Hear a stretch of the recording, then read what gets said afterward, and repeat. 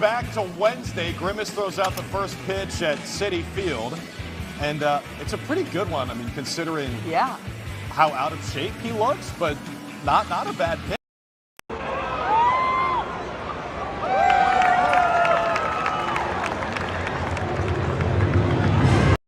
Please have Aaron Judge and Juan Soto breaking records. Ruth, Mantle, Gehrig, and the Mets have Grimace, and now Hatua. Come on, bro, I can't take it. I cannot take it anymore. It's ridiculous. And then you wonder why fans get so ticked off and upset. It's embarrassing. Is it the biggest deal in the world? No, absolutely. Does it mean anything on the field? No. But that's the problem. The product on the field isn't good enough, and you're coming up with these silly gimmicks that are laughing stock. It's a joke. Hatua. Swing and a miss, they throw it out, it hits the bag, and it stays on the infield. What a break for the Mets. Oh, it hit the base, and it's... Johnson ready, his first pitch to Lindor. Swinging a high fly ball, well hit right center, Harris going back, it's on the way, it is gone! Into the Braves bullpen in right center field, Francisco Lindor has an MVP moment, whether he wins one or not. He has just put the Mets back on top, 8-7, a two-run home run, his 33rd of the year. He's not only hugged by Marte, Marte lifts Lindor off of his feet. This is an unbelievable baseball game. The Mets have taken an 8-7 lead here in the ninth inning. This is the Bladtcast.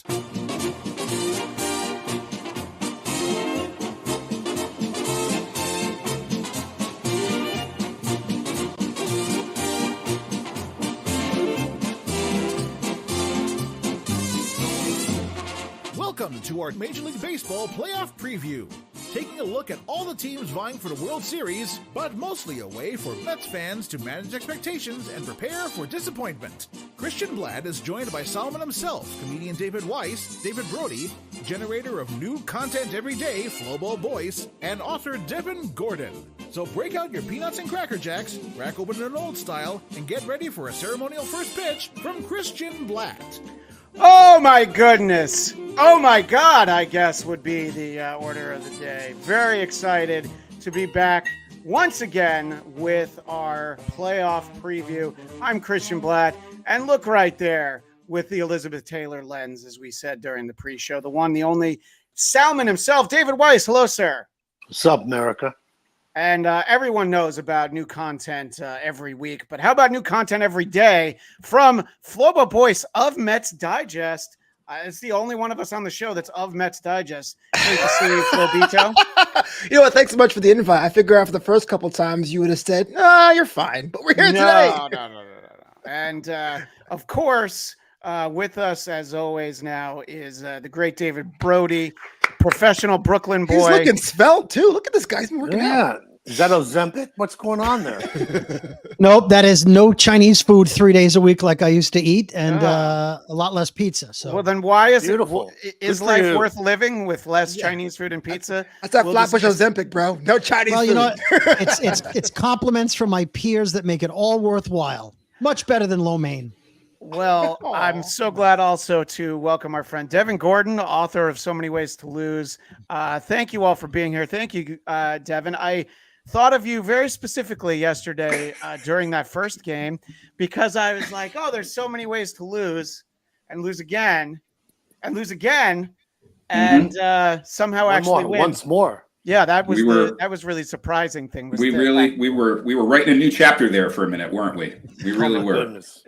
Yeah, you would have had to publish like an e-chapter like overnight if they had lost that game, and then because if they had lost that game, they definitely would have lost game 2. I think that probably we were all prepared for. I've got one person on this screen who was already making hotel reservations in San Diego, thinking they were going to win too, but I won't name who that is. But let's start with that, Devin. I'll start with you. I feel like in terms of a regular season game that I actually watched start to finish, I can't think of a game that was better than that one. Again, regular season, the stakes that there were, I mean, granted, the stakes weren't as high as if it was a 1-game playoff. If this was like an old wild card game where, the loser of that game would have gone home. But I don't know. I just found it to be crazy. And Gary, Keith, and Ron even said that, it was one of the most exciting games they'd ever called. What did you think as the afternoon was unfolding, Devin? Well, actually, I wanted to put a question to you guys because I was playing this game afterward, trying to think of whether or not that was the biggest regular season win in Mets history. Because I can't really come up with another one that was as dramatic and weighted with so much on the line. There's the game 163 against the Cincinnati Reds in '99. I guess would be the comparison, although my memories of that game are actually pretty vague. I remember we won and actually won quite easily, if memory serves. This had to have been the biggest win. So many of those vintage, amazing, miraculous Mets games, believe it or not, actually come in the playoffs. Tends to be when we work our biggest single game magic. But this one, oh my God. I mean, and with the win probability looking like an EKG chart, I mean, I think we've all probably looked at that. I'm here in Boston and was telling friends right afterwards that I was just going to run over to Mass General, just, get some tests done, make sure everything was okay. That was really special. And I've heard a lot of people saying that this team is already one of their favorites. A good friend of mine, going back to '86, puts this team already as his favorite playoff team since the '86 team, which I think is really saying something. And that's quite an impress. I'm not sure if I'm there yet. I think I'll feel differently if we lose. We lose to Milwaukee in the very first round here. Yeah. But there is something spectacularly vintage Mets about this season where we were all sitting here 6 months ago. Did any of us pick the Mets to go to the playoffs? I believe Flobo is the Flobo. You did? Yeah. I projected a really weak NL Central, but it turned out the entire National League was pretty bad. Yeah. I know my hope was, I remember vividly saying what I wanted was meaningful games in September. And I was defining September very loosely, right? Like I would have taken the first 2 weeks in September. And this has just been house money the whole way. Double the house money now. Let's just see what happens. Yeah. And I think that it's hard to think because usually the playoffs, don't come down like this. And you look back just 2 years to 2022, they lost all those games in Atlanta when they just needed to win one. So this is not that same moment. And I think with that as sort of the prologue to this, having failed in Atlanta when the playoffs were on the line. I mean, the division was on the line. They still went to the playoffs. But as we talked about here, that was real letdown. Usually the clincher, it's like there's no stakes. There's no drama. I think in 2015, it was like over multiple days where they kept coming back over the Nationals, with the addition of Cespedes. There's no one game where you're like, well, that's really the moment. It's trading for Cespedes really is, I think. But what about anyone else? Can anybody think of anything else? Brody, I felt like you had something. What was the question? In terms of significant regular season game, in terms of best compared to that. I initially thought of two games. One was the Outlighter 163, and one was a game in June 14th, maybe 1980. It's a long time ago, but Steve Henderson hit a home run against the Giants. That put the Mets at 500 for the first time in 7 years. Sure. And that game, that home run was like astronomical. That was just an unbelievable game. This game yesterday, for a minute, I forgot it was a regular season game. I thought I was watching a playoff game. And so when somebody said best regular season game, I'm like, no, this was it's a regular season game. It's one of those. Yeah. It was, and I tweeted, they won the damn thing. If you remember the famous Bob Murphy call, the 10-9 game. That's what it reminded me of. I was looking at my tweets, and at the beginning of the game, I don't know, fourth inning, I wrote Ty Loss McGill. That's what I call him, Ty Loss. and then I tweeted, lineup is like watching paint dry. Why is JD Martinez in the lineup instead of Acuna? Why isn't Marte in? This is death. And then, about 15, 20 minutes later, I tweeted, Jose Iglesias is a runners and scoring position machine. Nimmo! Exclamation point. And then it was all positive after that. But boy, like most people, I'm like, this is just going to be another one of those games. It's just death. It's just death. And then they started hitting. Tyrone Taylor is the hero of the year. Well, and I mean, that's kind of the fascinating thing is obviously those first 7 innings against, Spencer Schwallenbach. What is it with the Braves having guys named Spencer who we can't hit? But yeah. And just, obviously after the first game, it starts to come together why he takes the mound for the first time in the 8th inning. He'd never done that before because they didn't have Chris Sale in game 2, Yeah. And I mean, that was one of I was just shocked when I heard Howie Rose say that. I was like, how is that possible? That they don't have him, but they're very good, the Braves, at hiding injuries. Players aren't allowed to talk about anything that's wrong for years. That goes way back. So I don't know, but Flobo, specifically about this game, I wanted to kind of get your thoughts about the roller coaster that we all enjoyed. Yeah, I mean, to answer the first question, yes, the right answer was 99, but I think the most excited I was after a victory was kind of that exhibition game in London, game 2, with Torrens getting like chop blocked to make the final out of the game. No, it really was a roller coaster because the bats fell asleep. The first 6 innings were unhittable, and it was like, or beyond being the hit and go, okay, here we go. It's one thing to lose 10-9 or 6-5, but you can't even get on the board. I'm like, well, maybe there's game 2. So I didn't give up. I knew the split was possible, but definitely I was like, all right, game 2 is going to be great. We're going to hit him really hard in game 2. And then we got this back and forth thing that when we were down, all my friends like to DM me and be like, oh, what's up with your team, huh? And then we got up, it was like, oh, look at us now. And so it really was something that rewarded everyone like myself who watched the bad May, who watched these games, who was being able to take all the heat, because it definitely felt like everyone could possibly be a hero in the squad, which is not the case in 22. We had guys we thought were heroes, but like you were saying, Tyrone Taylor can have a good run. Jesse Winker had a hot run. Like it was just off the rails. So.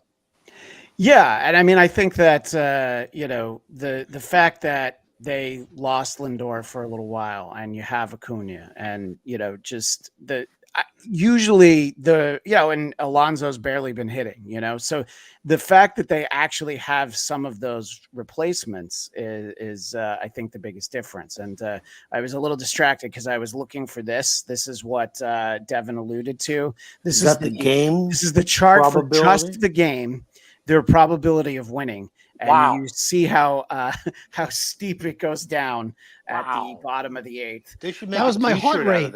Yeah, well, I somebody had messaged me, and I said, well, I went from needing a triple bypass to now I need a quadruple bypass after that game, and just the improbable. And look, it's a very Metsy thing to have what was already a great game, and then to lose it because somebody had a better game. Because Diaz doesn't cover first. No. Yeah, that to have been the moment, and that was the moment where I'm like, yeah, Devin's going to need that chapter. I mean, it's and it's not like an outfielder drops a ball. It's not any of those. It's just you didn't run over to first base. A stone cold mental error.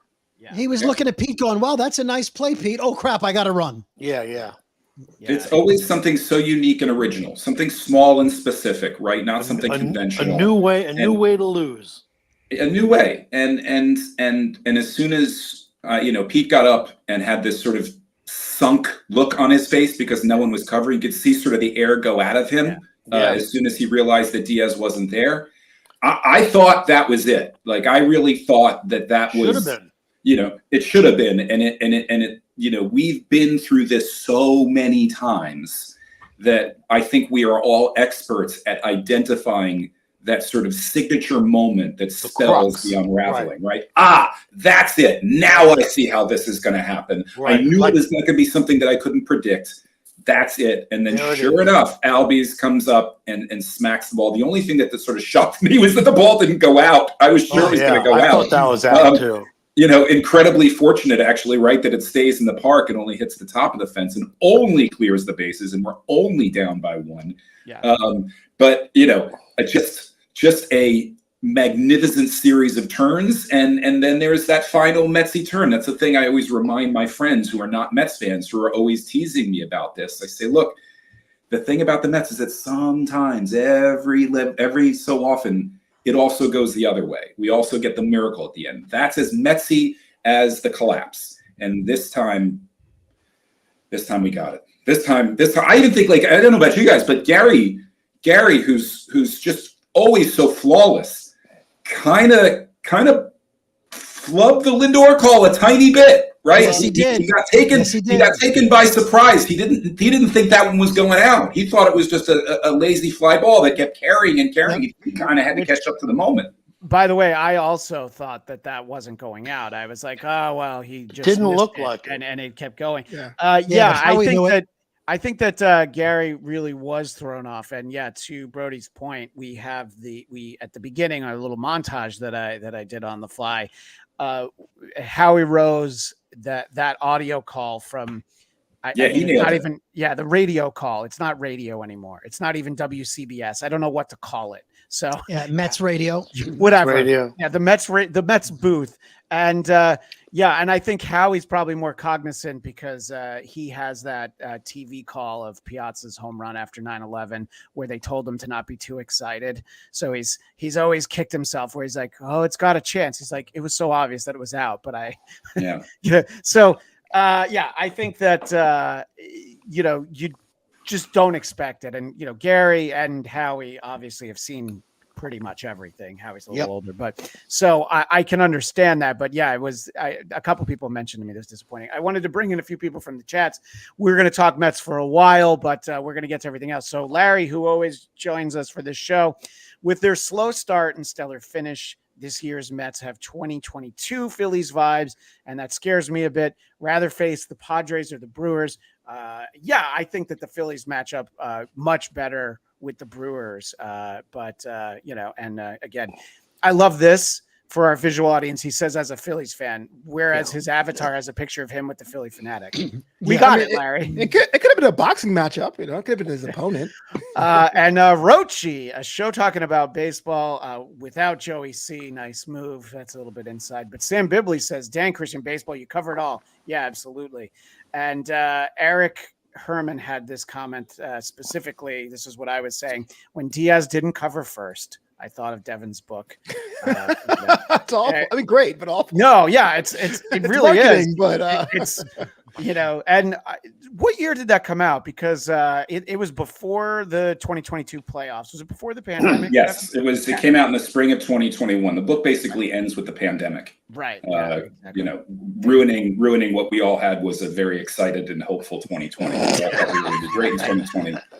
The year that almost everybody. Yeah, the year that almost everybody made the playoffs and the Mets still didn't make it. Yes, exactly. Yeah, no, but it's funny. We've every year since then, 21, 22, 23, 24 now, has been a chapter level season for that book in one way or another. Whether it was the thumbs down season that went off the rails. Then 2022 with 101 win season where we actually make the playoffs and it somehow still feels like we won nothing. Yep. Right? That's hard. No celebration. No celebrations. And then the second worst team that money could buy last year. The Scherzer and Verlander debacle, where we set a payroll record and I think we won 75 games to show for it. And now this year we do it the way we should. Right. We actually have something real to celebrate. And I love the fact that as Mets fans, we can say that we have been to the postseason 2 of the last 3 years. So that feels good. That feels like, a team that's actually headed in the right direction, that's got something going. And even though there has been various calamities along the way, we've had some pretty spectacular times to watch over the last couple of years. Yeah, and I think that that 22 season was such a letdown, losing to, of course, Atlanta in the last weekend, and them being the wild card and only winning that one game in the series. I mean, the Scherzer that pitched game 3 of that wild card series was very reminiscent of was it 2008 Tom Glavine? The 7 earned runs. That was a real disappointment. Yeah.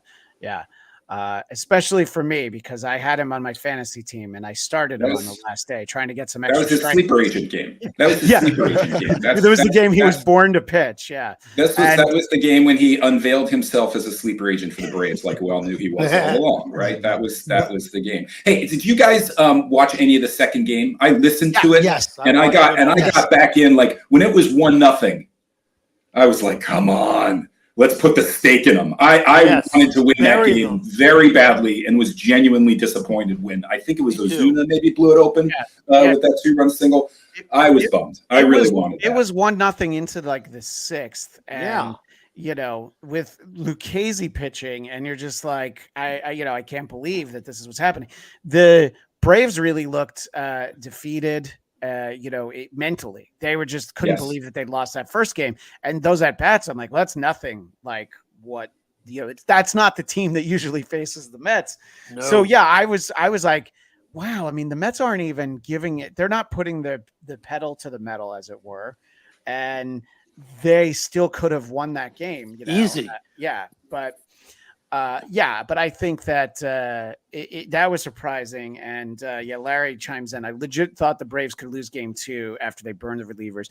Yeah, I mean, bringing Iglesias, or as Christopher Mad Dog Russo calls him, Inglesias, bringing him out for 6-out save, getting no outs, taking him out after it was only 12 pitches that he coughed up the game. Yeah. And rightly so. Snicker's like, all right, I'm really going to need him in the second one. So I don't know. I just I felt like that whole 8th inning onward was so mismanaged by Snicker, bringing a guy out for the 8th inning. He'd done well, but really that who had the 11-12 pitch at bat? Was that Tyrone Taylor? Taylor. Yeah. Taylor. Yeah, exactly. And that's kind of the thing. Resign him too. You can point to all these guys, like Tyrone Taylor. You're just like, I can't even remember. Yeah, exactly. And can we say a word for Edwin Diaz? Just because, I mean, how marvelous for him to go back out there and deliver. I mean, I think that was just gut check. Such a gut check, such a Met moment for him. I can't even imagine. If he doesn't go back out there, I don't know how he faces his teammates. He had to go back out and do that. It was like having him come out to that game in Arizona after he had blown 2 saves, and it was just like, he has to come and get that one. And supposedly they were going to bring Stanek in, but he said, I'm going out there. Don't try to stop me, which is of course what you want to hear. And I don't know if that's literally what he said, but that was what the credit to Mendoza for letting him go out there and not overruling him. Yeah, but it could have been that whole game. No, Mendoza really managed by his gut that game. Yeah, I'm sure there were plenty of number nerds up in the front office pulling their hair out that he wasn't going the percentages. Yeah, and Larry chimes in that Snicker stinks, riding the coattails of tremendous talent on his team. I mean, you could, that was the knock that people always had. I agree. Well, let me just say that's the knock people always had on Joe Torre. That literally anyone could have managed those Yankee teams. The guy lost Acuna Jr. and he kept them going. So I gotta give him credit for that. And he lost Harris. And he lost Strider. I give all that credit to AA, because getting those veterans when they need to was all front office. Snicker does not have the juice that Ron Washington had. They break up, and both of them aren't as good as they were last season. Look at the Angels now. That's my theory. Maybe I'm crazy, but I think that Snicker can pretty much run this in automatic. Yeah, well, I don't know. Look, when you're looking around for managers at the National League who you should be pointing at fingers, he's not usually it. We'll talk about Dave Roberts in a little bit. We'll get to the guy who I literally cannot believe he still has a job for 3 years now. But we'll get to that. So, look, I think that. That run, so they have the players meeting. For people that don't know, there's the team is 11 games under 500 at the end of May. They have a players meeting, and they do start playing better. And then, as Mets fans, we are going to latch onto some of the dumb stuff that I showed in the montage at the beginning. The fact that there's a purple Grimace seat at Citi Field, I love it, but at the same time, it's like, oh, I hope that's how far we've fallen. Yeah, the 69 Mets based their whole winning season on a black cat. So whatever it takes to win, whatever makes the fans happy, I'm okay with. Yeah. Our 2000 theme song was "Who Let the Dogs Out." Okay, the classiness sailed. Okay, so long ago from this franchise. If I could just interrupt. Who here in this chat room heard "Who Let the Mets Out"? Well, I have, because you've sent it to me. That's right, because I wrote it. I haven't. So, yeah. Oh, you did write it. So you're responsible. Okay. That's right. I got the Baja Men to record it. True story. Really? Were they available? That's odd. They're always 2000 was their minute. Yeah. No, I got them in 2000, and they got everything right except they pronounced They said Edgardo Alfonso because I didn't spell it phonetically, and they said Bubba Trammell. They pronounced Bubba Trammell. Other than that, they did a great job. I wasn't in the studio with them, but they did record it. So there you go. I'm sure that Bubba Trammell's name was pronounced correctly in the next song someone put his name into. That is any day now. No one made that mistake again. I may have to use AI to write a Bubba Trammell song later today. All right. Well, if enjoy some Benny Agbayani Benny Bean coffee while you're doing it. That's my guy, man. Growing up, Hawaiian Punch. Benny, there's only 2 outs Agbayani. Yeah. Here you go. Yeah, look, I mean, I think that they're the things, and that was specifically why I played that clip of Sal Licata from WFAN in New York. He was like, people up in arms about the Hawk Tua girl throwing a pitch, but look at their record. Look at their record after that. So that was why I included that, and she even posted something afterwards. Don't get me started on that. Well, I mean, I can get you started on any of it, but I mean, Sal's a jerk. Totally doesn't understand. Not this Sal. Sal's a friend of mine. Be nice. No, he's a great guy. I guess. I haven't met the individual, but as a sports on air, he sometimes can rub people. I understand. Yeah. I haven't met the guy in all seriousness, but like the Hawk Tour girl was there for 2 reasons. One, it was like to raise money for giving veterans animals, and 2, she wasn't the official first pitch. Rapper Pharoah Monch was the first pitch. She was like a little before first pitch. So what are we mad about? This team has done goofy stuff forever. Remember Lady Met? I had a Lady Met pog when I was a kid. Come on. This team is weird, man. Somebody go get Flobo from wherever he just went to. The 90s, baby. He's coming back. Get your pogs today. Mercury Mets, still the worst. The Mercury Mets. Look, I'll admit that I own a few black jerseys. So we have a team that's dripped in tradition. By design, we have to be the fun one, and so the chair in the 500 level, sure, that seats like what, $6 during the season. I don't mind. Well, let's so all of that stuff becomes instantly forgettable if you don't make the playoffs, but. Let's look at the reality of going back to Milwaukee after yesterday, where they did not play well. And I think that the Padres are a better team, a harder to beat team, but maybe getting a look at a different team could have helped. I don't feel great about it. I think that that's probably why I'm really embracing this moment right now. But I don't know. It's not like the Mets didn't learn anything from those 3 games in Milwaukee. So let's start with that. After you have this really surprising turnaround, I would say amazing season. What do we think about heading into Milwaukee? We'll go kind of clockwise. I'll start with you, Sal. Well, I think that those Milwaukee games, I think we were a little emotionally drained. Hopefully we've got some adrenaline going, but man, this travel schedule I mean, yesterday was probably the greatest Mets game I've seen since Game 686. Sure. But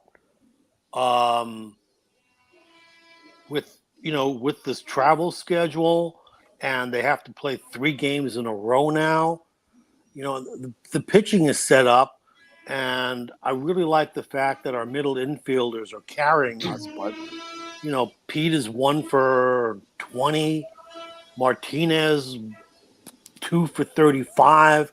We need some thunder in that lineup just to give these guys a rest. Yeah, I understand. I don't know if there's an elephant walking down your street or where that is, but Not mine. Okay. Shout out to the A's, man. Yeah, well, I do want to talk about the A's for a minute when we get over there. And I mean, look, I think that I think that they can win a game there. I just feel like having trouble beating the team twice over the weekend when you did have an incentive to beat them. But what do you think, Flobo, about the Brew Crew? Yeah, it's kind of hard to say because on paper I felt like San Diego's a stronger team, but we kind of had their number. That split could have easily been a sweep the time we were out there, except for the one meltdown. But the Brewers, we just 1 out of 6 in the regular season series, and so it's kind of like, man, I don't want to think doom and gloom, but the way they're fast and we're just kind of slow, it may be a matchup of inches and manager decisions. Yeah, I'm just trying to figure out. Okay, so that's Flobo who's got that in the background. It was Devin. Oh no, it was Devin. Okay. Well, they both muted. And I muted Flobo, and all right. So, and I don't know. Look, I mean, the thing that I'm just like, all right. Well, Freddie Peralta starts today. I can see beating him. There's a lot of times when you look and you're like, oh, there's no way that they can score anything off of this guy. Not that he's easy. I'm not selling him short. But what do you think about Milwaukee, Brody? Well, I like that the Mets kept their hotel rooms and they're all going back to the same hotel rooms they had. Hey. So that's a plus, right? Oh, there's my towel. It's the same pitchers for the Mets, right? It's the same 3 lefties again. Yeah. The way it worked out. Is Severino pitching? Severino's pitching today. Oh, is it Severino's pitching? Oh, forgot. Yeah. Severino, it depends on which Severino shows up. Yeah. If to me it looks like Severino's shot. Like he pitched more innings this year than he should have. Yeah. It's healthiest year in a while. I feel like he's losing it now. He's coming off a lot of rest here, so maybe that's an advantage that he's going to have a little extra rest. But I'm a little concerned. I'd like to have Minaya in game 1, but Minaya that throws the pitch mix he was throwing when he won 6 in a row. Not the pitch mix when Milwaukee destroyed him a couple of days ago. Mm-hmm. Right. So I think the Mets are on a high, but I don't put JD Martinez on the field, to be honest with you. I'll put Marte as the DH if I have to. I'll put Acuna at DH if I have to. But JD is shot, completely shot. Yeah. He can't lay off the outside swerve. He's done. It's hard to say that, but he's hitting 230 or something. He's no longer JD Martinez. So if you're going to put Bader and Taylor and play defense, that's great. But then somebody's got to hit, which means Marte over Martinez or Acuna over Martinez. I know Acuna's a rookie, but I'm done with JD. He doesn't play like a rookie. He's done. No. Yeah. Is Jesse Winker still on this team? Yeah. Where has Jesse Winker been buried and why? Now, I know he's 3 for his last 700, but we've got lots of guys on the team right now who are 3 for their last 700. Yeah. Pete, JD, Jesse. Yeah. I trust Winker more than JD. I'm delusional enough to look at this and think, okay, well, that means they're about to bust out. This can't go on forever. The one that I really have hopes for is Pete, because over the last 3 weeks, as great as this has been, Pete's been a bummer. It's, there's been all of this drama about whether or not he's playing his last game at City. Is this the end of his run in the Mets uniform? And I think we all still love the guy. And from it's not like he's been bad. He's just been kind of invisible. Mm-hmm. And it would be fantastic if he made a statement in this particular series. If he took the opportunity to say, this is the team that I want to be on, and you guys want to have me because I can do this. And, when you think about Pete Alonso, as great as he's been over the course of his career, already almost, he's within, I think, 20 of Strawberry for the most home runs in Mets history. What's the signature moment? What is the Pete's signature moment? I mean, you look at Lindor. Lindor's the last 2 wins that the Mets have had, Lindor, both of those games are historic games for Lindor. I thought that the win over Milwaukee, when he was literally crosses home plate and he's crawling because he can't get up on his own, was like a metaphor for the season. Just scoring, just crawling across the finish line and needs to be helped up by Vientos. Like, what, my God, that's the season in a nutshell right there. Pete, make us love you, buddy. Give us a reason to desperately want you back, because right now, we're getting to the situation where people are falling in love with Acuna. We've already forgotten about Jeff McNeil. We've already scratched him out of the future of the franchise. Done. Ronnie Mauricio's name will resurface this winter when people remember that he's still on this franchise. Love Mauricio. Was supposed to be what Acuna is turning to be in the last couple of weeks. One of them is going to be traded, man. There's a universe where, Mets fans get to the point where they're like, okay, Vientos at first, and we'll just shuffle this around, and we'll put Mauricio at third, and we'll put Acuna at second, and we'll turn it over to the kids, and we'll move on. That's a very strong infield. Take your moment. Take your moment. This is your shot. Because I look at this Brewers team, and I feel like they've beaten us like 20 out of 22, and I'm not that far off. Like, no, you're really not that far off. It's over the last 3-4 seasons. Yeah. It's been rough. Yeah. It's been rough. And this is a team that hits a lot of home runs. They steal a lot of bases. They are very aggressive. We are going to have to score some runs to beat this team. Playing them, it's weird. It's playing them this year has sort of been like what playing Atlanta has been for the past year. They're just running all over you and they're clobbering the ball. We're going to have to score some runs. And some of these guys, like, the Jesse Winkers and the Petes and the, God help us, JD Martinez, who actually I think has had a few hits in his last 6 or something. He's been a little better.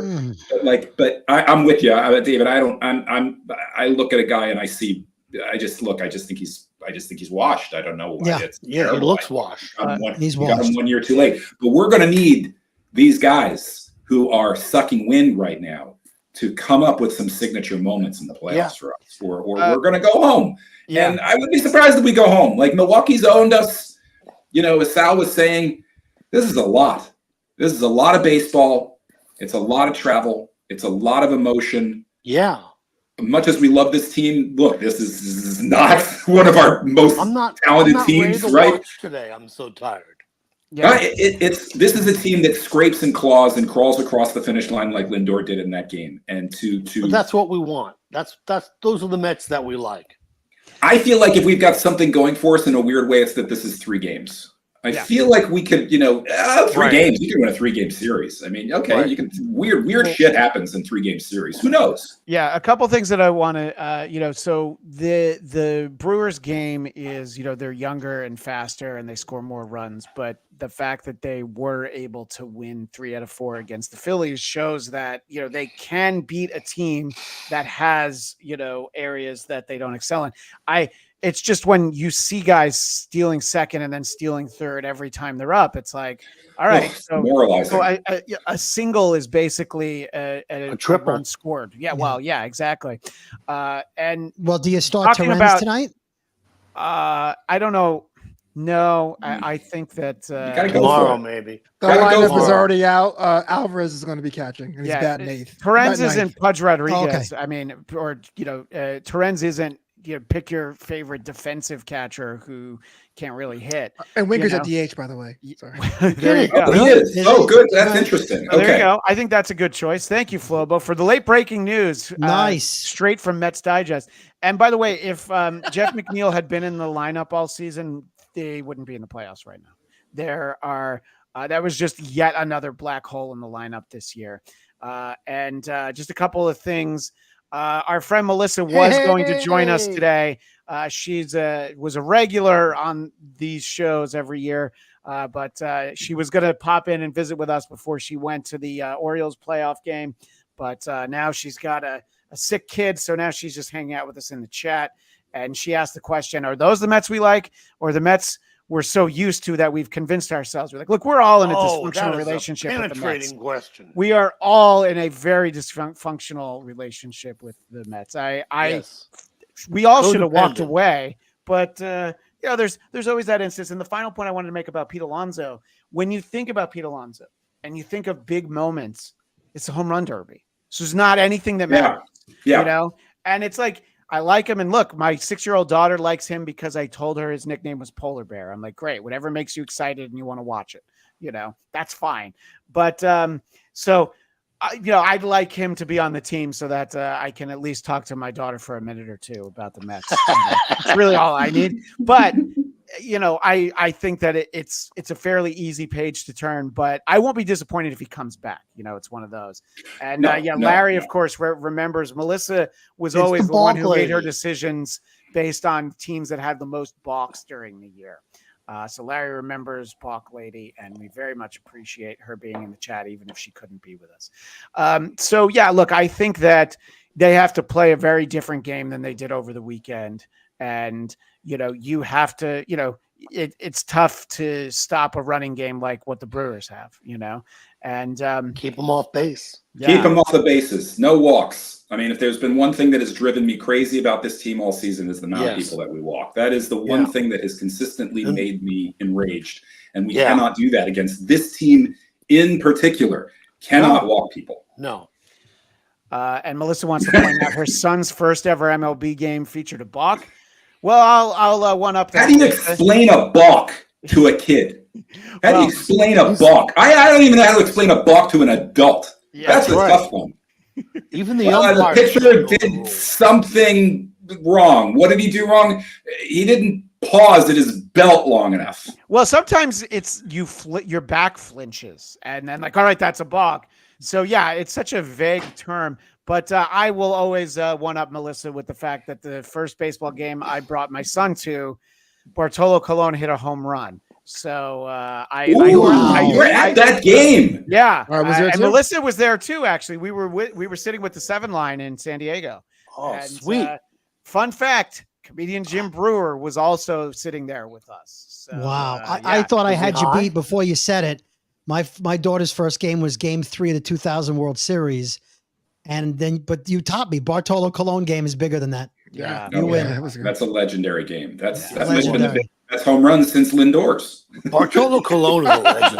MVP. It was the biggest home run for sure. I remember I was reading at late in the weekend when it was apparent that they were going to have to play a doubleheader. Somebody, and I'd give credit if I can remember who posted it, but somebody said if the Mets win the first game, they should sign Bartolo Colon and have him throw all 9 innings regardless of the score. And I'm like, I love that idea. But he'd probably throw a 3-hit shutout. His fastball touched at 78 now. Are you serious? He's magical. Okay.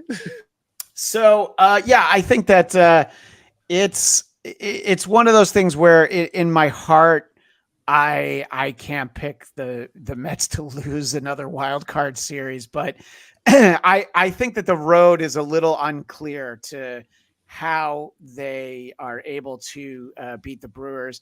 I think that it becomes, I don't know, after that last series, I'm like, well, I feel like they could beat the Phillies, but the Phillies are actually better than the Brewers. So, it's not like it's going to get any easier, so I'd love to be wrong. I'd love to see that, but who here feels very confident? Oh, well, the Mets are going to beat the Brewers, or is everybody hedging their bets the way I am, basically? I'm a hedger. I mean, just hedging. Yeah. Just not because of the talent. I think we match up very well, but I mean, can you imagine after what you saw last night and yesterday, flying and then playing a game in what time is it? They're playing in 4 hours. Yeah. Well, I would say that today's not the problem. I think that all that might catch up with them tomorrow. But I know what you're saying. It's a lot of back and forth. It's a lot of wear and tear. But at the same time, there's going to be a lot of adrenaline and excitement, because they did win that Red first Bull. game. Yeah. And then they were look. We talked about. I mentioned it that they really took their foot off the gas in that second game. So whether they should have or not, that's not the point. So they had to. There was nothing left. and then somebody in the chat said that officially, who said it? Somebody said that Chris Sale is not on the wild card. He's roster. not. He's not. Oh yeah, Larry. Oh, so they weren't faking it. So no, I didn't think they were faking it. I thought there was a chance they were going. They were taking not a risk. Isn't it? I mean, they were not transparent about the fact that. So I just said the Braves always lie about injuries. They never tell you anything. Is that legal? What, did you get arrested? No. I'm saying in terms of baseball rules. What would Billy Epler do? I don't know. I don't think the rules are the same as like the NBA or the NFL, where it's that closely guarded. I mean, there were whispers that Sale's velocity was down, that something might be up with him, and then he wasn't pitching. The first game was something of a surprise. I think it just you shouldn't be allowed to fake a guy being well. Let me just jump in because I felt like him not pitching the first game was not surprising because they really wanted to save him for today. If he was healthy. No different than Severino. We try to win the first game, and if we don't, then. But when they announced between innings. But so obviously when he didn't pitch that second game, I was like, all right, there has to be. I assumed that he was not going to be pitching in the wild card series. That just wouldn't make any sense. There's no gamesmanship about that. I thought there was a chance. I thought there was a chance that they figured the Mets were going to lay down and die in the second game. So don't pitch Sale and have him for game one against the Padres. I thought that's a risk. It's the kind of like going on fourth down. I thought maybe they're going to rest Sale because the Mets are resting the whole lineup. We'll just throw a guy out there. We're going to win. Yeah. But the fact he didn't make the roster, boy, that's some bad timing for the Braves. Yeah. Can I ask a question? Speaking about rosters, do we have any update on Senga? Does anyone in this not on the roster know what Senga? He's not on the roster. I saw the roster. He's not on it. Yeah, Senga's not on the wild card roster. There is a bit of an idea of having him ready for the next series if we would advance that much, but definitely not the bullpen. So did Lucchesi make the team as the lefty? No, he was never making the team. Well, I mean, Young got sent down, so there's a spot on the roster. They brought up. There's the extra spot for a doubleheader. They brought up the other Young. Yeah. Okay. Yeah. No. They sent down Young to bring up Lucchesi. Right. Then they reversed it, I think. And they moved Scott to the 60-day DL. I don't know. I heard the roster moves. Anyway, the short of it is. I have it right now if you want. The relievers are Brazaban, Buto, Diaz, Garrett, Kranick, Maton. Yeah, that's the guy that's Stanek, and Danny Young. Yeah. Not Alex. Danny. Okay, so they switched Youngs. Yeah. Okay. Not the first time. Yeah. So put it this way: if we need Kranick, things are going either very, very badly or very, very well. Right. That's a good point. Yeah. Yeah, and the similarity of the name reminded me that Diaz not covering first moment, that it was Kelnick at the plate, so there's that story that could have been told, but it all worked out. I needed a strike out there. I needed him to blow Kelnick away. Yeah, and it would be like, yes, we got the better end of the deal. But boy, what up? I mean, can we just pause on what we very narrowly avoided there as a Mets historic collapse after this entire season? Because if that had been how we lost 7-6, right? That means that after being the best team in baseball for 4 months, right? Literally the best team in baseball for 4 months. Yeah. We have a 2-game lead in the wild card with 6 games to go. We wind up going 1-5. Blow a 3-run lead by our reliever forgetting to cover first base. I mean, that would have been a Mets collapse for the ages. Like, we were this close to ruining this whole thing. I mean, I kept thinking throughout September, this has been such a good vibe season. Yeah. How are we going to believe we're here? That there's no way I'm going to let myself be upset if this doesn't pan out, right? I was like, Devin, promise yourself you're going to savor this because you didn't think that this was going to happen, and it was such a great run. If that's how we ended up losing, that would have done it. That would have finally kicked us in the teeth. That would have been You the Mets. It would have been the Mets. It would have been Mets. Like, it would have been like, how can we possibly make it so that this season still leaves a bitter taste in our mouths? Aha, we have found the way. But Devin, now I don't know. Devin, do you feel like had they lost that game 1, they would have been so demoralized they wouldn't have won game 2? My instinct says yes. The only reason why I wonder if that's true is because the Braves were feeling the same way. They pulled it out. I think that what we saw is how drained and non-competitive we were in that second game, and I have to think that Atlanta would have been the same way if the shoe was on the other foot. That being said, we are the Mets. They are not. So, us losing that second game, absolutely. And in this weird way, I wonder if you guys agree with this, but I would have liked our chances of winning game 2 better. If we had lost game 1, I would have liked our chances in game 2 better if we had never come back from 3-0. If we were just like, all right, we lost on to game 2. We didn't have it. Just on to game 2. Let's focus and we'll get it. I mean, but to get kicked in the teeth like that, I think we might have lost. At the end of the 7th game, inning, that emotionally draining to lose it. Yeah. How do you go back out in an hour and say, okay, let's do it? At the end of the 7th inning, when it was 3-0, I'm like, all right, well, they'll have a good shot in the second game because the Braves won't start Sale, not knowing all of that. So let's keep it with the Braves, though, as we were going to talk. I don't see this Braves team, this Sale-less Braves team, beating the Padres at home, who are very well rested and had no tension at any point in their lives. Not just yesterday, they went and had a batting practice in Arizona on Friday and Saturday during an actual game. But, they definitely were teeing off, and then they even took it easy on Sunday. So I think that they're a much better team. The matchup. Yes, I have my personal feelings about the Braves. I don't see this Braves team as constituted without Chris Sale, where you'd feel like, all right, the Braves would definitely win that first game if Sale pitched. I don't see them winning, but I'll go down. What do you think, Salmon? Well, from what you just described, I would think that the Padres a little laid back for me. I mean, the Braves are coming out firing after. I mean, after yesterday, you got to have some adrenaline going. I just don't find that the Padres play winning baseball. They play good baseball, but I can't stand Manny Machado. And Sure. I mean, I know that there's going to be at least one play in this series where he doesn't hustle or he makes a mental mistake, and I don't know. They celebrate way too much for a team that's never won jack shit.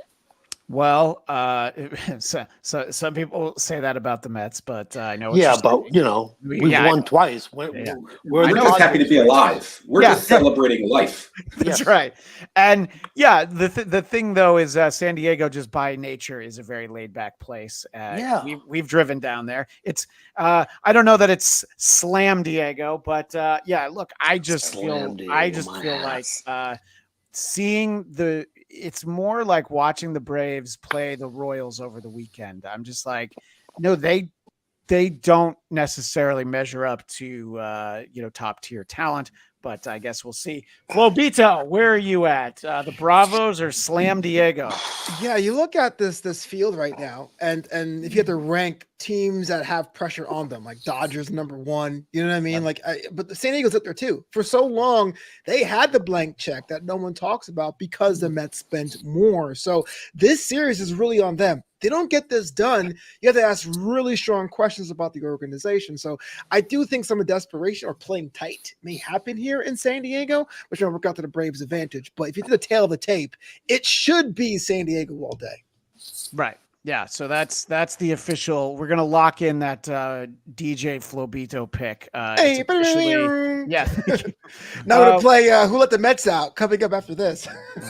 I'll take the royalties. I do have an MP3 of it that someone emailed me. What do you think, Brody, about the Braves versus the Padres? If I'm basing it unscientifically, the Padres have the ugliest jerseys, and they have the ugliest City Connect jerseys. Yeah, the catcher looks like the San Diego Chicken. Let me just put a pin in that for a second. We might have to do a whole show on City Connect jerseys because finding the ugliest is not easy. I'm ready for that. But I know what you're saying. So and they don't have the chicken anymore. Yeah, but when the catcher wears the yellow and the pink outfit, it looks terrible.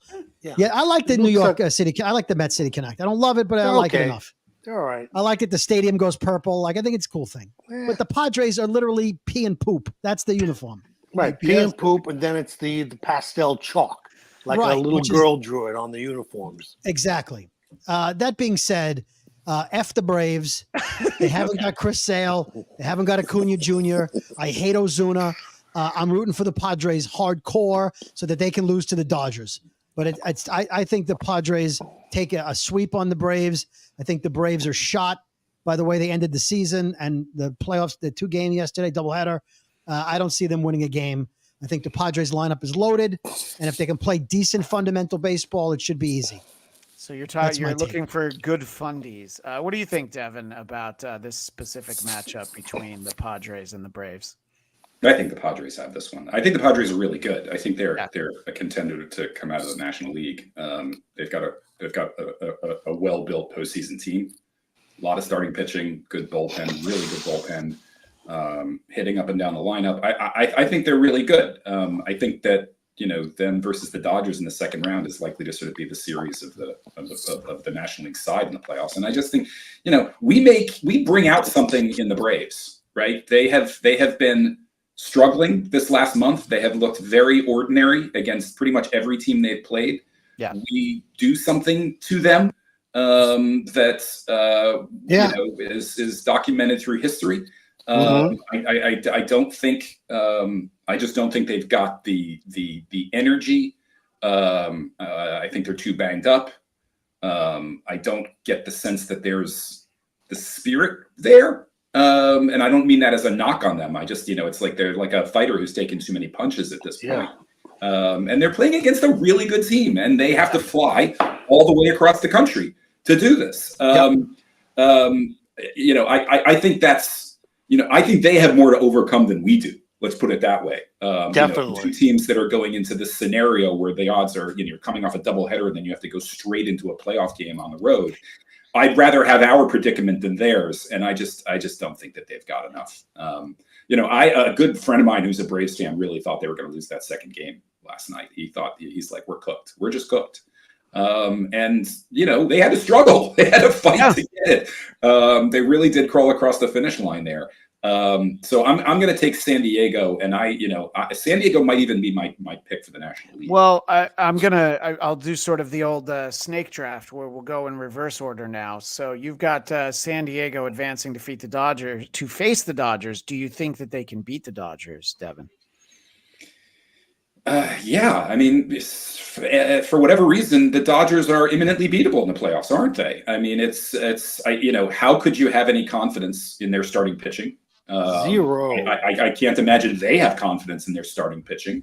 And we all know that that's how you win in the playoffs. The Padres just seem to have one of those rotations that could really dominate. And maybe it's just because I saw a couple of those guys do it to us 2 years ago. But they just seem built for it.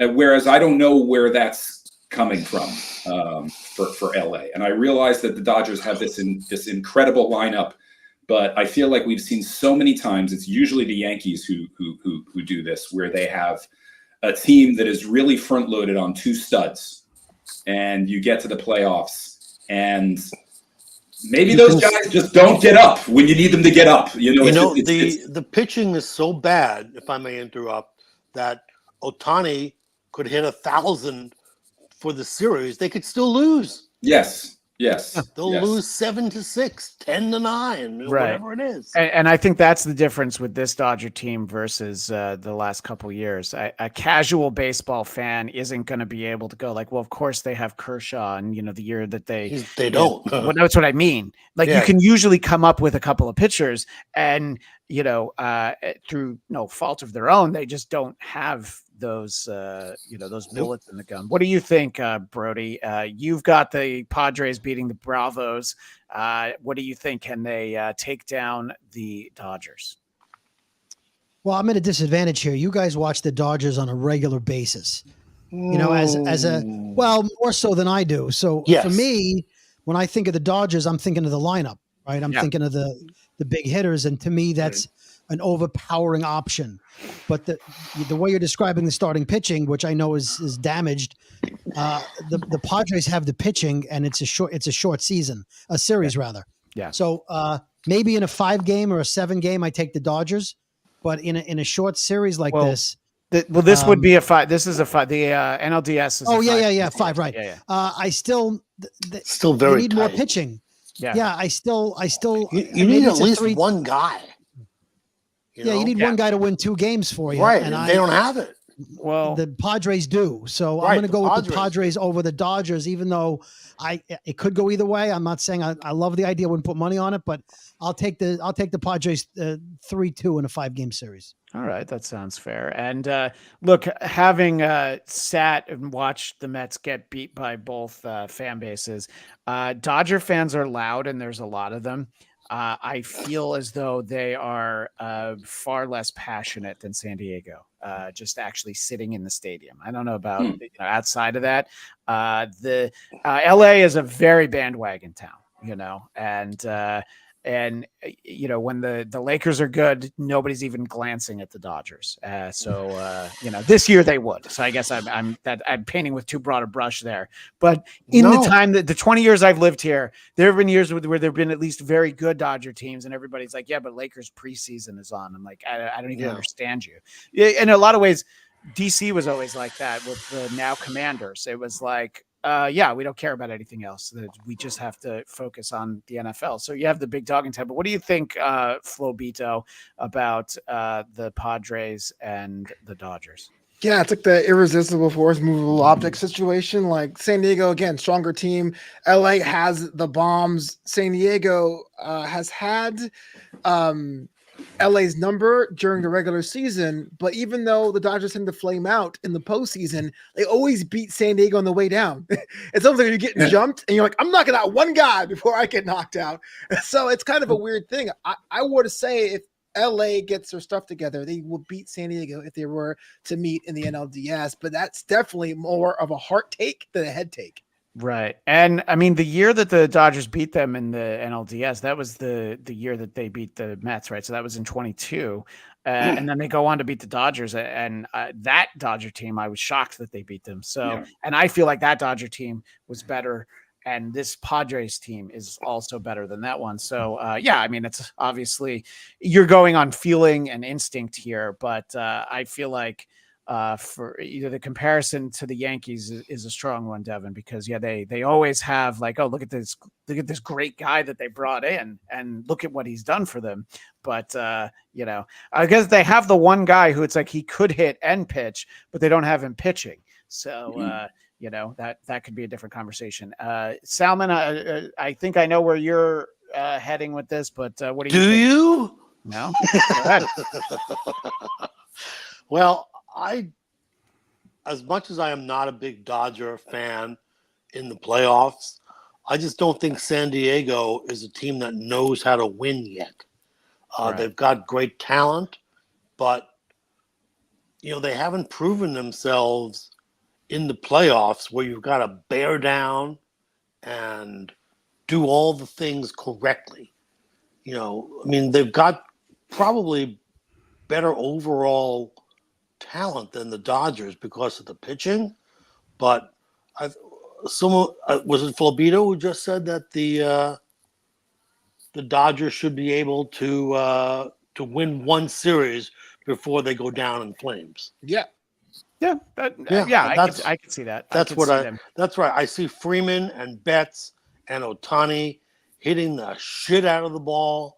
But, once they get into the 6th inning, who's pitching?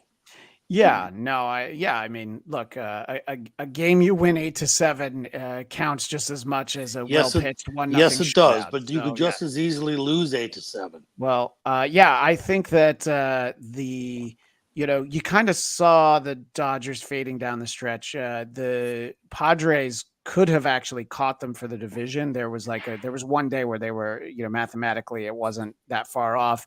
It ultimately didn't happen, but I think that the Dodgers had a tremendous year, and would I be shocked if they beat the Padres? No, I just don't think they will. But while we're talking about the Dodgers, I did want to share with our audience a little something from a few weeks ago when Shohei Ohtani joined the 50-50 club. This is the Japanese call of that home run.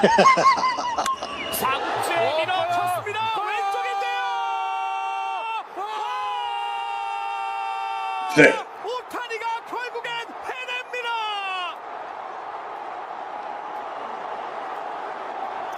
이제 메이저리그 역사의 담장도 넘겨버렸습니다. 다시 보기 힘들 50홈런 그리고 50도로 역사를 새롭게 장식하고 있습니다. So I think that the U.S. call, the Dodgers call, was good. It was very solid, and even the Marlins one was good. But there's just something about a good foreign call like that. And so while we're at it, here's the Korean call.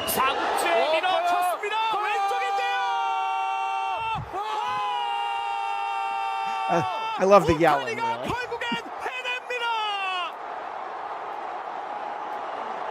That's great. Is that all, Christian? Were those local stations, LA stations, or were those I international? have my sources. Yeah, so that was for. Yeah, there's a Spanish one out there, but I don't want to spend too much time on it. No. Gary Cohen thought that was a fly ball, but I don't know if you know that. So the question that I have, and we'll get back to the playoffs, is I like with Babe Ruth, I would say that I would urge Ohtani not to pitch ever again after this year. I just think you will get a pitcher. Let's have you do that.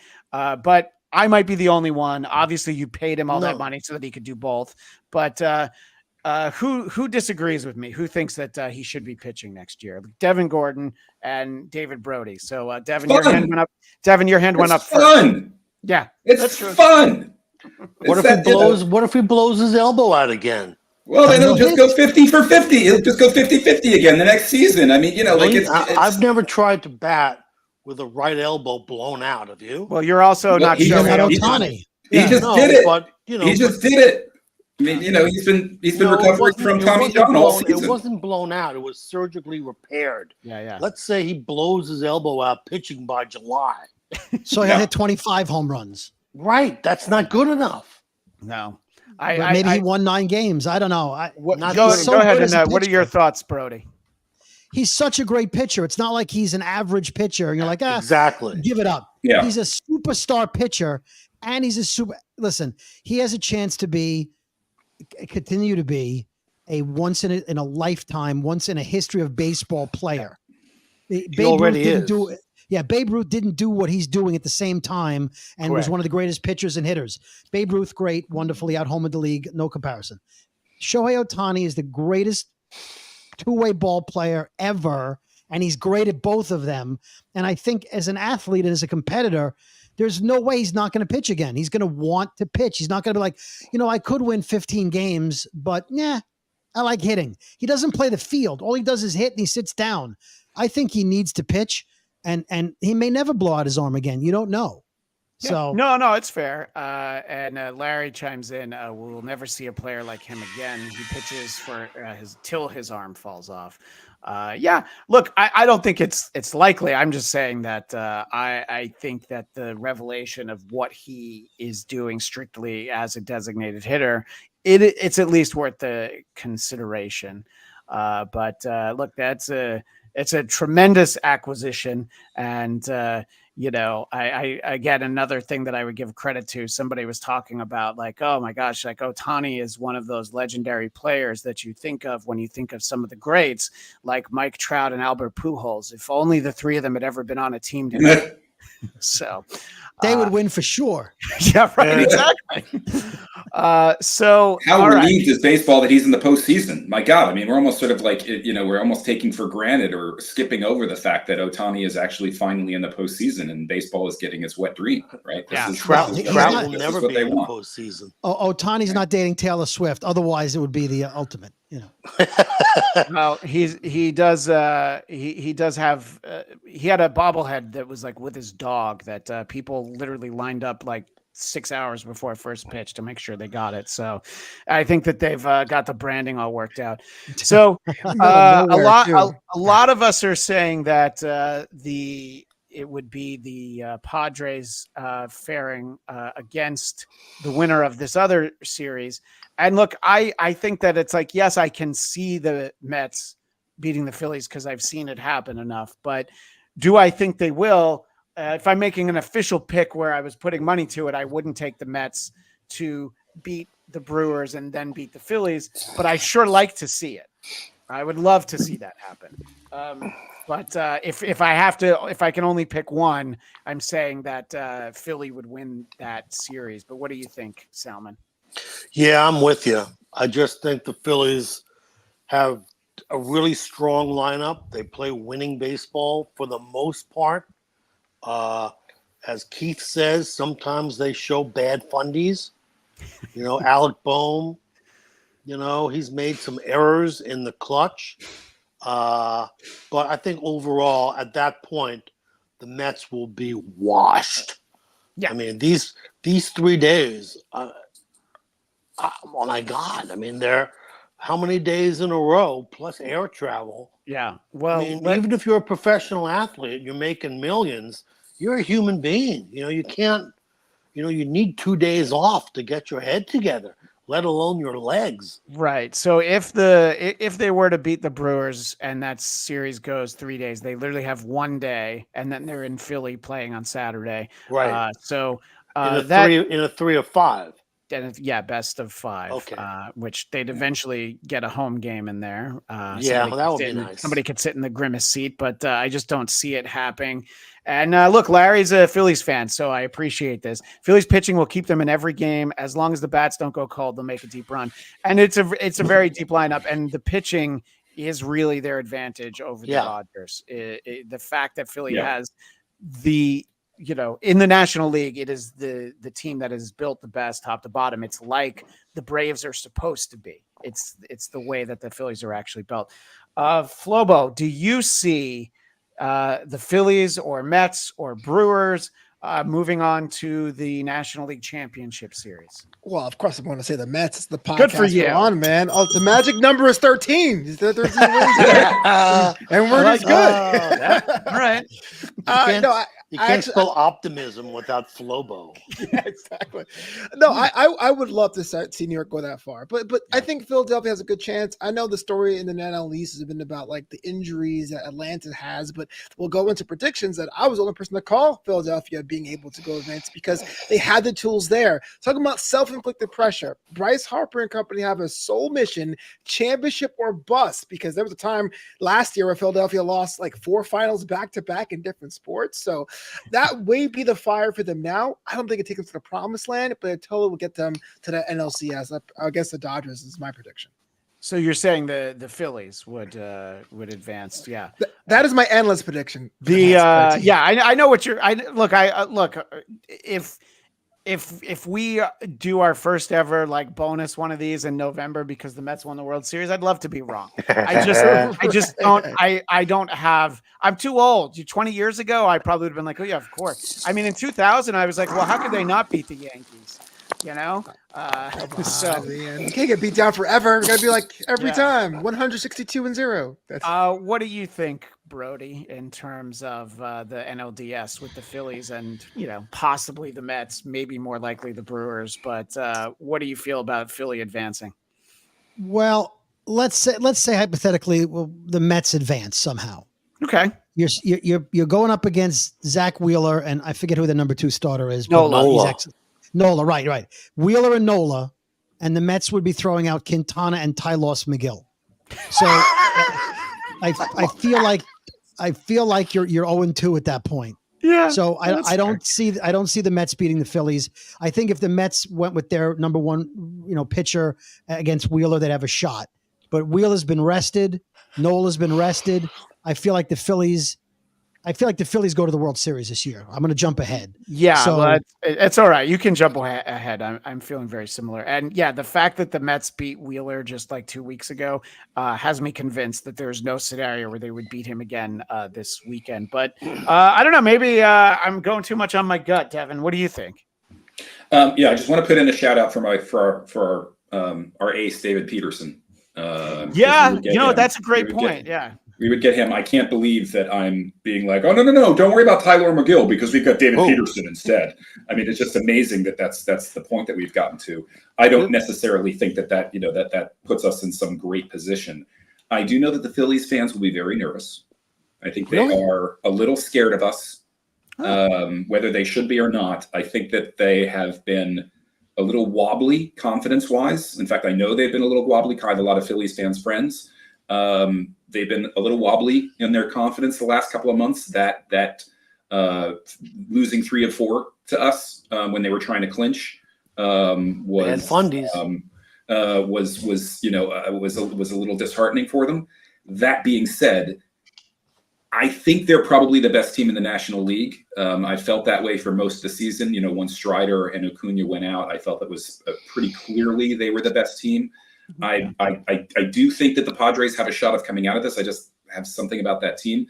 But if a gun to my head, I would pick the Phillies to come out of the National League. Right. No, and I think that and Larry points out there's no break in Game 3. You get Sanchez. Yeah, no, it's not. That's a very strong 3-pitcher game. It's not like going. It wasn't like having when the Diamondbacks had Randy Johnson and Kurt Schilling, and then they did not really have a third pitcher that year. But by the way, their lineup is bananas. Let's talking about the pitching, but I look at their lineup, I'm like, Jesus. I mean, these guys, they have just one thumper after another. And I mean real thumpers. That is a very deep lineup. They are, they are healthy. Bohm is back. I don't want to play that team. I mean, I do want to play that team because it means we got there, but I think they're really, really good. And as fun as it is to watch Bryce Harper just have bat flip after bat flip against the Braves in the playoffs, I can't imagine having to look at that for a 5-game series. We just don't get him out ever. Yeah. It's crazy. We just don't get him out. He's a Met killer. I see the Phillies advancing and defeating the Padres. Were it to be the Dodgers, I think that they would win it even quicker. I think it would be it might be a clean sweep by the Phillies. But what say the rest of you about the National League Championship Series? Who comes out on top? I'll ask you first, Devin. I'm going to stick with the Phillies. Yeah. I'm not convinced that the Dodgers will be there. But I just like top to bottom. I like that Phillies team. I feel they have that sort of on a mission vibe to them that even could sort of explain away some of the second half doldrums that has their fans angsty right now. I mean, they've had that division wrapped since the All-Star break. And that's a tough thing to stay focused through the dog days of the summer. And they're rested. They have been able to cruise into this and be ready. And I think things are lining up for them. I mean, I even think that their side of the draw is a preferable side of the draw. I think things worked out for them, in terms of who they will have to go through in order to get to the NLCS. Right. The fact that they're not looking at the Braves or the Padres, the fact that it's the Mets or in my opinion, more likely the Brewers, but yeah. Yeah, I think that's, the sort of the weaker side of the bracket. They avoid even LA until the National League Championship Series. I do think, LA is maybe one of those teams that you're less, I would rather play LA over a long series and try to, beat that pitching rather than, a shorter series where, Shohei Ohtani can have 10 RBIs in one game and just wipe you out. That's I think they're built for this. And they've they're experienced. They're ready in a way that some of these other teams aren't. Yeah, and I think they learned from something that Larry put in the chat. It's a great lineup, but they can go cold like they did in games 5 through 7 against Arizona last year in the NLCS. And that was actually surprising when they just very abruptly stopped hitting like that. And yeah, obviously it can happen, but I do feel like being able to have that under your belt, it only makes you stronger. It's of that variety. Mr. Brody will pop back in a little bit. What do you think, Flobo? Who's our National League champion? It's funny because I had to do a bracket on my own. I had the Dodgers beating the Royals in the World Series, but working on this with you guys together, I'm like, I guess the Phillies. I've been convinced to the dark side that rooting for Philadelphia. You know what I mean? I just think that makes the most sense. And Brody, who do you think is our National League champion heading into the World Series, Mr. Brody? As previously documented, the Phillies. Yeah. Okay. I want to make sure that that's where we're at. And Mr. Weiss. I'm going to have to go with the cheesesteak eating, fanatic loving, gritty, fighting Phils. Well, shout out to Gritty. Always a shout out to Gritty. Yeah. And I think that I can't. It's the same thing where I'm like, well, this Braves team, I don't see, accomplishing this specific series. Not without Acuna. No. And so I'm like, so this Dodger team, I don't see beating this Philly team. So right now, Larry is celebrating his National League championship. As always, we'll breeze through the American League a little bit faster, but I need to start off with the tremendous story of the Detroit Tigers, who it's well documented that on August 2nd, after the trade deadline, they had a 0.02% chance of making the playoffs. Wow. It's like the Mets. It's a great run.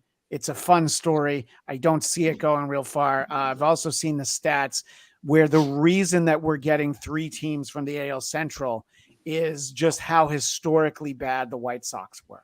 And you can't ignore that.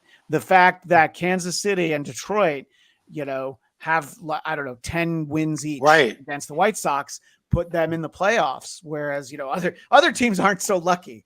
And obviously the Guardians got to as well. Right. I think that it's a feel-good story. The Tigers, I'm never going to look at the Royals the same after 2015, but you can appreciate the small market team that puts it all together and plays well. But I think that the White Sox are the real story here. And Devin, I'll go to you first, because when you have something like that at the center of your division, just that kind of colossally bad team, what does that do for baseball? And what does that do for the South Side of Chicago, really, that they have that bad of a team there?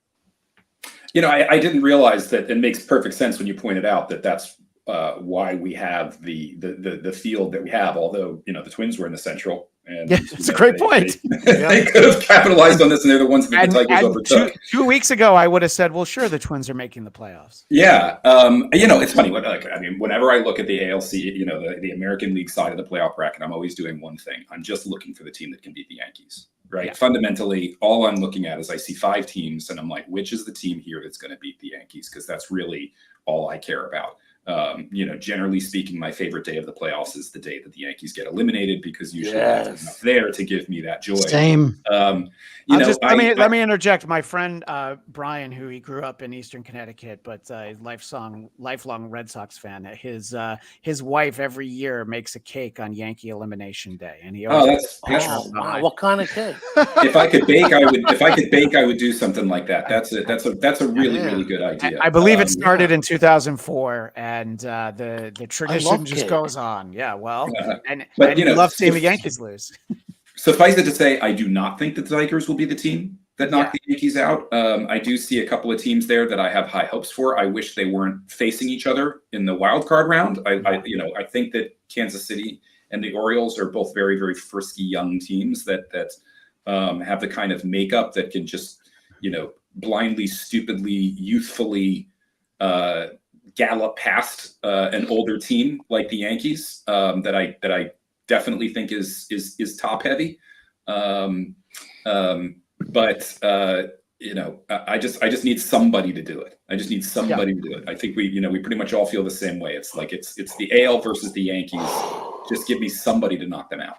Yeah, and it's always you always circle the Astros because you feel like that's the team that can do it, and I don't much care for that franchise and the hitting the garbage cans and all that, but it's like when it comes to the Yankees, you just have to figure out who has the talent to do it. And when you look at that entire American League side of the bracket, I don't see a team that I'm convinced. I think, again, recent history has me thinking. If you guys remember last year, I felt like the Orioles had a good run in them, and then they didn't win any games in the playoffs. So I'm very hesitant to pick them again, but I do like them. I do think that that Kansas City series is actually going to be pretty exciting. I think it's starting like right now, right? That's the first one, or the Tigers. The Tigers and Astros are actually the ones that are about to start. So we'll wrap this up fairly quickly. I mean, again, I think Devin, you look at it the way that most Mets fans do, of like, all right, but there has to be somebody who can make it so the Yankees don't get the World Series. But I don't see it. I think that I can see Houston and the Orioles coming out of the first round. I haven't really learned my lesson from last year. Who do we like in the both first round series in the AL, David? With Salmon, sorry. I have so many names. I know I do this for a reason. Yeah. Yes, I know. Mr. Blurry. Mr. Blurry. I like Houston. Okay. Detroit is a nice story. Love the story. I think Detroit will take the first game. They have an excellent number one pitcher. Look for him to stuff the bats up the Astros' butts. Not literally, right? That's a figurative. No, not literally. That would be a Diddy party. Yeah, that's at least a fine, man. I think Scooble would have against Framber Valdez. That is the matchup. So yeah, I am a big fan of those baby birds. I think they're beating Kansas City, and then I think the Birds are going to take down the Yankees. I mean, they played them tough over the weekend and really delayed their celebration. We'll get to that in a moment. Flobo, I feel like you've already tipped your hand a little bit that you like the Royals in that matchup, right? I just have to, man. We had this preseason show in March. I said the Royals are going to win the pennant. I can't back down now. So I'm ready to triple down. So. Yeah. Hey. Roll with it. That's impressive. Yeah. I get one right every year. I had the Snakes last year. You're as determined as George Brett when he can't find a place to take a shit. Sorry for the colorful language, but that's literally one of the greatest stories that has ever been told on a microphone. So was this during the hemorrhoids situation? No. If you don't know that training video, you got to go look up the video. It is a fantastic George Brett story. Okay. Treat yourself. All right, very good. Yeah, jump into the game late. Watch the George Brett story. Okay. So you like the Royals, and how do you feel? Well, what do you think about the Tigers-Astros series? I like the Tigers, man. They feel a good story. The Mets of the other side, but sure. Houston got good for a reason. I mean, they wrote Houston off the same time they wrote the Mets off, and Houston's actually overperformed. You can't deny that. I'm pretty much neutral on the team, but I understand if no one wants them to win, but they have to win here, right? Because they are pretty much excelling in every category except for their opening rotation. What do you think, Devin, about those two first-round series in the American League? Yeah, I like the Birds. I think that maybe last year they were just a little bit ahead of themselves, and maybe this year they'll come in with a little bit more poise and a little bit more depth and then a little bit more frontline pitching with Corbin Burns. I think that's going to be really, really helpful, having a genuine ace in there.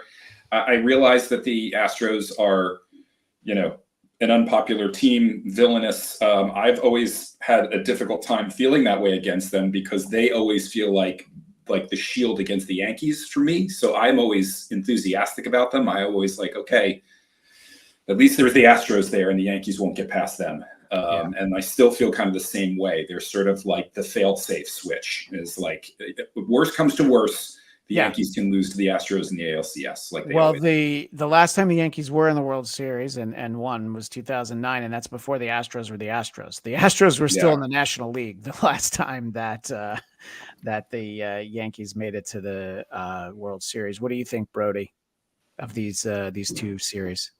Well, I think I picked Detroit to win the division. So, and I think they're a great story. I wouldn't want to see them up against Houston, but they're up against Houston. So I'm taking Houston against Detroit. I think the Kansas City Orioles game, that may be the most fun series to watch. I think it's two very exciting young teams, but I'm going with the Orioles because they're a little more experienced and they have Corbin Burns.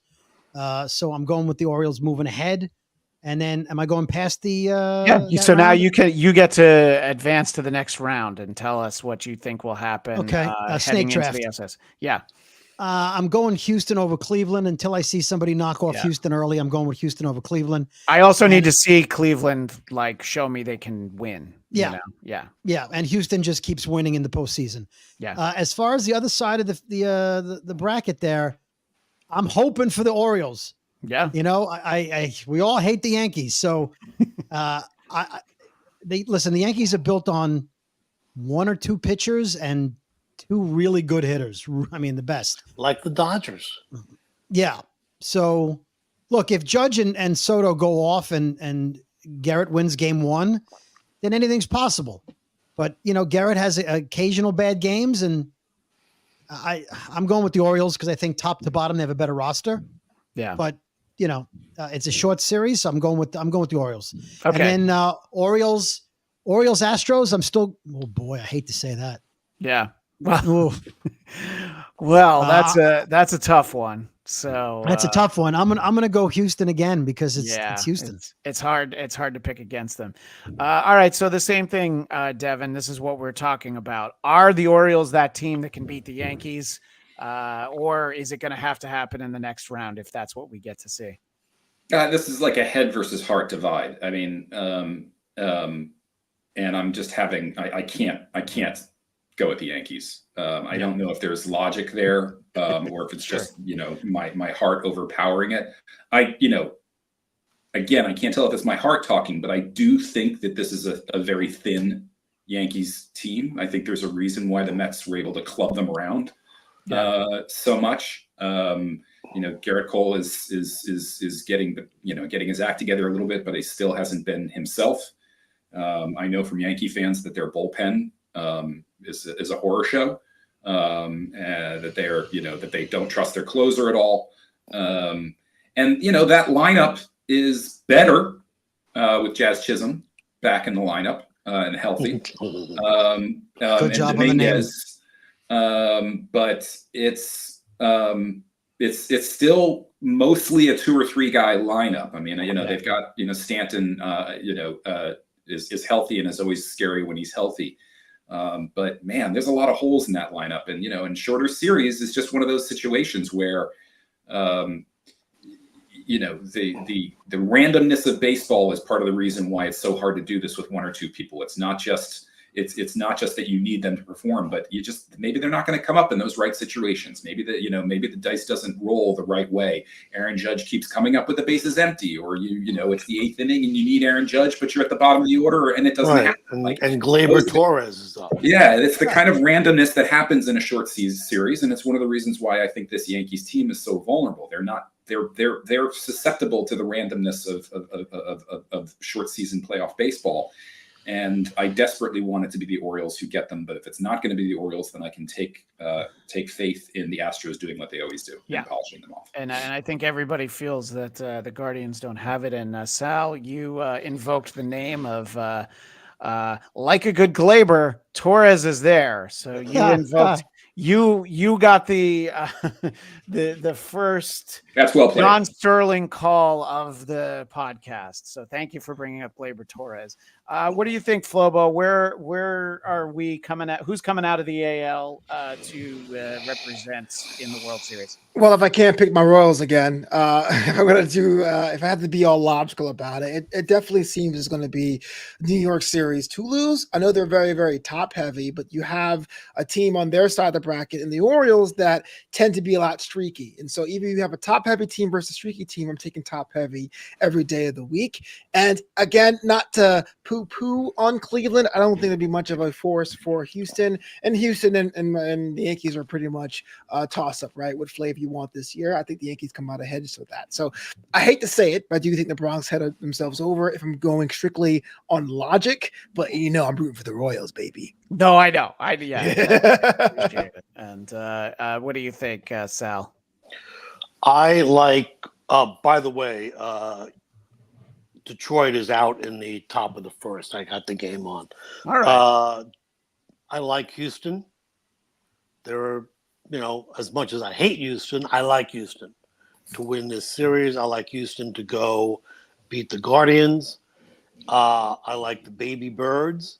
As I said before, and as Devin said, the Yankees are thin and top heavy and overconfident, and I hate them. So I am taking. There it is. You just described my perfect woman.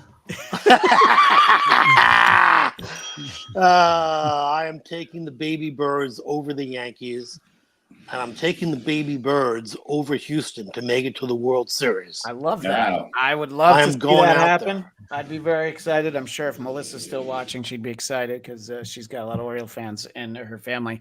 I would love that series. I would love a long run by the Orioles, but I made that mistake last year. So, yeah, I think Yankees, Astros, and the ALCS with, again, there's heart and head can agree that the Astros should be the ones to take it. And I, again, feel the Phillies are the best team in baseball, so I see the Phillies being our World Series champion. Who do you have winning it all, David? Sorry, I'm going to do it again. No, Sal. Whatever. Why I call you Sal on this show. In my I-95 series, the Orioles versus the Phillies, I think the Phillies will take that rather easily this year. Yeah. Oh, my God. Just imagine sitting in the stands with that accent. Hey, you want to go home after this? You're going to go to Wawa for a hoagie? No, I can't imagine. Hoagie. That would literally be the worst accent. Get some water ice. Water ice is getting good, a hoagie at Wawa. It's redundant is what it is. Both delicious. Well, yeah. But it's good. I can't imagine that. I can't imagine sitting in the stands at those games. What do you think, Flobo? Who is our World Series champion? The Dodgers. I mean, the Phillies. I said the Dodgers on my prediction show, but as it is right now, the National League has to do it. They're just in the most parity and the most strongest side. So I'm going with Philadelphia here for this. So we talked to you collectively out of the Dodgers and into the Phillies, and I don't know if I feel good about that or not. I don't think the Dodgers can do it all the way. They're going to collapse anyway. But my prediction was Dodgers over Royals. But if the Phillies go win, they have to win. Larry didn't appreciate my thoughts on the accent, but come on. The Delco accent's the worst. It's really tough to listen to. What do you think, Devin? Who's our World Series champion a little bit more than a month from now? Yeah, I thought the Phillies were the team for a while now. And nothing I really have seen from them for the last couple of months has dissuaded me from that top to bottom. I can't believe I'm picking the Phillies over Baltimore in the World Series, like a Delaware Turnpike series, which I'm sure is exactly what MLB was hoping for. But I think that's what's going to happen, stipulating that I've never been right about this probably ever.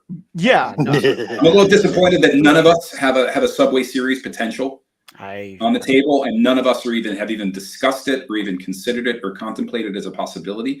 It's there. It could happen. Definitely. But none of us seem to think so. Nothing would make me happier, but and Larry says you guys are the best Mets fans ever because we keep beating the Phillies. Look, I didn't even want a Subway Series in 2000. I really wanted the Mariners. I was just like, I don't want that headache. I don't want it to be the Yankees. Yeah. And then when it happened, I was like, this is not what I want. This is very much not what I want. But yeah, I think that it would be very exciting for pocket of the Northeast. Probably a snooze fest for a lot of people, but we don't care. Think about some of these World Series that we've had that have, like the 2002 World Series, the Angels and Giants was among the best in terms of the play on the field and the ins and outs of the game. And like less people watch that than watch the Subway Series. So I don't care. I don't get a share of the ad revenue. So I honestly don't care who watches. But yeah, I again see the Phillies. So Brody, I believe you're next. I changed the orientation on the screen. That's okay. Based on what I said, it's Phillies Astros, and I'm going with Phillies. Who gets the Phillies get home field advantage in the World Series, right? Yeah. The number one. Well, the Dodgers have it, and then the Phillies are only a game behind. So yeah, I'd but I mean, if they play the Astros, they get home field advantage, and I think the Phillies at home are just ridiculous. So I'm going with the Phillies over the Astros in the World Series. Oh yeah, the Astros only won 88 games. So yeah, so I'm just confirming it's. I just had to look it up because I didn't realize. All right, so that's where we're at, right? So wait, did we all pick the Phillies? A little too much uniformity for your Phillies fan friend. I think you should be really nervous about that. That does not. There's no chance that all of us are right. You know what this means? Mets win the World Series. Mets win the World Series. That's what it means. LGM. How great is that? You let the Mets out. Yeah, who's going to be the first of us to get an OMG tattoo? I don't know. me. Last. I'll get Grimace on the other arm. Hawk Tua. Let's draw the line there. Well, anyway, sorry. Wait a minute. For Melissa, Balk Tua. Oh, you're so proud of that. By the way, Melissa, quick update. Her son's feeling better, so she and her dad actually are going to go to the Orioles playoff. Wow. So she missed out on us and talking box, but honestly, if I could go to a playoff game at Camden Yards today, I would have blown off all of this and been like, you guys can talk about it without me. On the Bladtcast, you would have blown off the Bladtcast. There's been one Bladtcast without me. So the Flatcast. Yeah, might as well have two. All right. Well, let's make sure that we let everybody know where everybody can be found, starting with our friend Devin Gordon. So many ways to lose. The amazing true story of the New York Mets, the best, worst team in sports. And what else would you like people? Where else can people find you, Devin? I'm writing for the New York Times Magazine in the Atlantic. So wonderful. Google me if you want to see more of me. But that's go get the book, especially in this era of good feeling. Read it now so that you're not weeping later. Yeah, just don't do what I did and read the chapter on 2006 late at night and then not be able to go back to sleep because I was reliving it and it was a huge mistake. But I was trying to finish it so that I could talk to you. And so, yeah, look for Devin over there. And we always appreciate you joining in with us. David Brody, where can people find you? You could find me on any podcast that Christian is on these days. It's fair. That includes it's Thursday. We'll be doing the Agatha All Along podcast. The Marvel show. And Geekscape, show. Geekscape Network. You could find me right down for our visual viewers at David Brody on Instagram and Twitter. And of course, the Brooklyn Boys podcast twice a week, wherever you get your podcasts. And Flobo, if somebody just feels like, gosh, I don't have enough content in my life. If only there was somewhere to turn for new content every day, where would they go? Tell them to get over it. Check us out. You can find me on the interwebs at flobito.com. Or if you want to see my sports comedy blog, justasandwich.com. No time for fries or drinks, just a sandwich. And if you want to hear me break down all Mets news and content, I'm part of the Mets Digest team. Just put Mets Digest into YouTube. There's new videos up every other day. Well, I love that. And I hope you have many Mets Digests to do throughout October. We do, yeah. Hopefully. I hope that you don't just have two and then by Thursday you're looking for stuff to talk about. David Weiss, Salmon, how do people find you on the social medias? You can find me at D Weiss Comedy on Insta, on Threads, and on X. Oh, I forgot about that. Shout out to the Threads reference. Nice. I'm also on Threads, but boy, I sure forget to promote it at Christian DMZ on X. Threads, Instagram, and of course the YouTube channel for the Bladtcast, Bladtcast. And there's a lot of movies we'll be doing episodes coming up ahead. The Joker sequel that nobody wants, we'll be talking about that. Brody will be joining me to talk about Jason Reitman's movie about the night of the first episode of Saturday Night Live called Saturday Night. I've seen it. I have a lot of thoughts, but we'll talk about it in the future. And I'm going to make myself go see Megalopolis. Wow. No. If you create content, Devin, and somebody's saying like, you won't believe how far Coppola went into making possibly the worst movie of all time, I need to see it. It's a car crash factor. Yeah. So fair enough. You can get all that content. Godspeed. Yeah. I'll boil it down to a sentence in Twitter so that nobody else has to watch it. And Bladtcast, Bladtcast. That is all the time we have for now. And even though we all picked the Phillies, I'll end with a big let's go Mets. Thanks, everybody, and we'll see you next time. Cool GM.